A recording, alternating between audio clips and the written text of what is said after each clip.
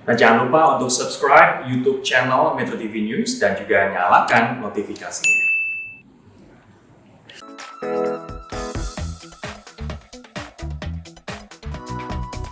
Pemirsa, terkadang kita sudah berusaha untuk mengatur keuangan, namun tetap saja terjadi krisis keuangan. Di manakah letak kesalahannya? Bersama saya Chandra Dewi, kita akan membahasnya tentunya dalam Cerdas 5 Menit. Dan saat ini saya telah bersama Bapak William Sutrisno, Head of Partnership Business dari Manulife Indonesia. Selamat pagi Pak William. Pagi Chandra. Pak William, ini ada pertanyaan dari pemirsa kita ini, Pak Syakur. Beliau mengatakan sedang mengalami krisis keuangan pribadi. Nah, meskipun bekerja, memiliki pendapatan tetap tiap bulan, namun tetap seringkali minus kekayaannya. Apa yang sebaiknya dilakukan? Ada saran Pak William? Saran saya, lakukanlah review. Jadi mungkin bicarakan dengan pasangan atau bicarakan dengan keluarga, list semua pengeluaran dalam 1 bulan, gitu kan? Kita lihat apakah semua pengeluaran ini adalah pengeluaran yang dibutuhkan. Jadi kita harus tahu kapan saatnya pengeluaran itu, oh ini hanya keinginan atau ini memang kebutuhan. Step pertamanya adalah kita harus tahu dulu nih bagaimana sih komposisi pengeluaran kita, gitu Chandra. Oke, ini hal yang dialami Pak Syakur ini sebetulnya banyak juga dialami oleh barangkali pemirsa kita ini Pak William ya. Nah, sebetulnya langkah apa yang sebaiknya diambil untuk kita memulihkan kondisi keuangan? Pastinya harus memulai perencanaan keuangan ya, seperti yang tadi Pak William katakan. Tapi langkah-langkah apa kemudian? Step satunya tadi adalah kita catat semua, gitu kan? Kita lihat, kita lakukan review pengeluaran kita seperti apa, pendapatannya seperti apa.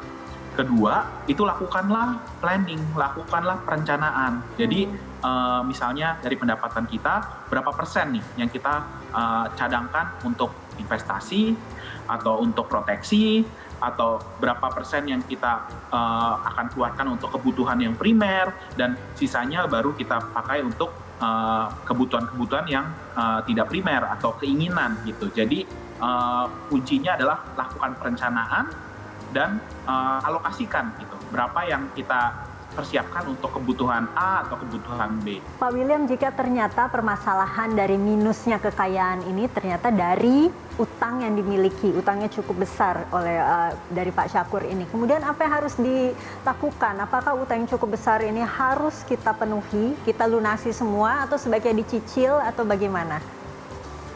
Ketika kita ada pemasukan dan kita harus lihat bahwa apakah sudah sesuai dari pemasukan kita ini, pengeluaran kita seperti apa. Dahulukanlah kebutuhan primer, karena memang kebutuhan primer, sandang, pangan, papan itu kan kebutuhan dasar. Nah, setelah itu, sebelum masuk ke investasi, proteksi, atau bahkan kebutuhan keinginan, itu utamakanlah membayar hutang. Karena kenapa? Hutang itu biasanya ada bunga, dan bunga dari hutang itu biasanya tidak sedikit. Jadi prioritaskanlah membayar hutang. Nah, baru kalau masih ada lebih, kita bisa alokasikan apakah itu proteksi, investasi, atau bahkan untuk memenuhi kebutuhan yang sekunder atau keinginan. Keinginannya sih pasti ingin memiliki juga dana untuk investasi maupun proteksi nih Pak William ya. Tapi jika memang ternyata kekayaannya masih minus, dananya dari mana untuk kita berinvestasi dan proteksi ya kiranya, bagaimana? Ya, jadi memang kalau masih minus pasti susah gitu kan, karena memang tidak ada dana lebih. Tapi kalau kita mulai lakukan perencanaan, alokasikan di depan berapa yang akan kita pakai untuk kebutuhan A, kebutuhan B, berapa yang dipakai untuk bayar hutang, dan sudah mulai ada dana lebih, walaupun sedikit, itu bisa kok. Zaman sekarang asuransi atau investasi itu mulai dari amount yang sangat kecil.